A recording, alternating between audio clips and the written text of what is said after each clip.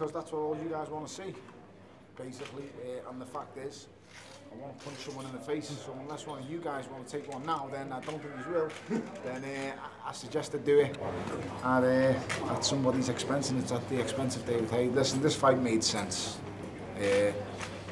I can't get fighting out my system just yet, especially after the events I've been through in this last month. So I've got an awful lot of pent-up frustration and anger, and I just want to fight. You know, it's sad and strange to say, but I wasn't joking before. I never tell lies, and I always tell it as it is. I enjoy having a fight, which pains me to say, but I still do. So I'm gonna give it a go. Hopefully I've had enough, you know, soon enough, but I'm not getting any younger, as you can see by the grey hair. So I've got to start looking at an exit strategy, but right now I'm solely focused on David Haye and his absolute fake persona that he's just showed all you guys in here. That is not the guy who we've seen for the last decade. You have never seen him walk into a press conference and behave in such a manner. He's still touchy and nervous around me. I got up close and I said, the acting lessons are paying off, David, because this is the best act I have seen you ever do in your life.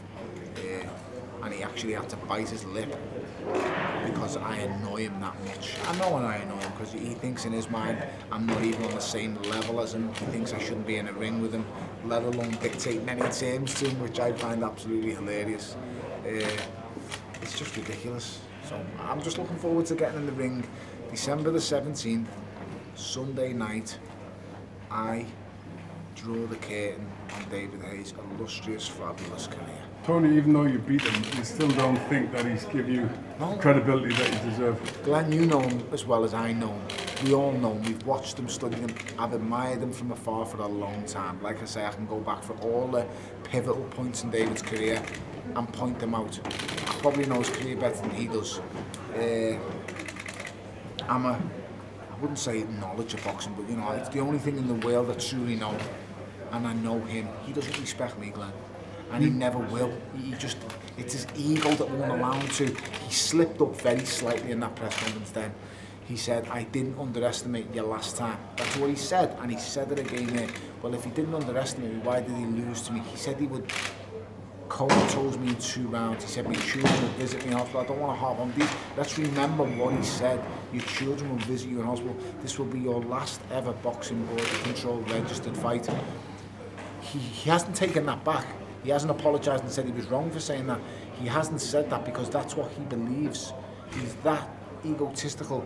He's discarded the first 5 rounds of the fight. In his mind, it's like, I was injured. He hinted there slightly that he was injured coming into the fight. If you didn't pick up on it, he said, I couldn't do certain things in training that I'm doing now. Well, this wasn't what you were saying before the last fight. You know, this guy was telling me before the last fight, this is the best Haymaker there is. This is Haymaker 2.0. So who am I going in with this time? Haymaker 3.0? He's like fucking John McClane. He never dies. You know, this is another Die Hard movie. It's fucking crazy. So he is what he is, mate. He'll never respect me, Glenn. And you know what? In all respect, I'm not fighting for his respect because really, I don't really care. People will say, yeah, well, it's a fake rivalry, it's this and that. There's nothing fake about me. After the last fight, I single-handedly carried him back to his corner and embraced him because he and nobody else have just secured my children's lives without a shadow, without him. Regardless of what he says, I'm a multi-millionaire. I got 500 grand for that last fight. I don't know what he's talking about. At some stage, he will revert to type. It's killing him. Just me talking over him, and just then, I looked over. His trainer was nudging his leg, pulling his leg. No, Dave, no.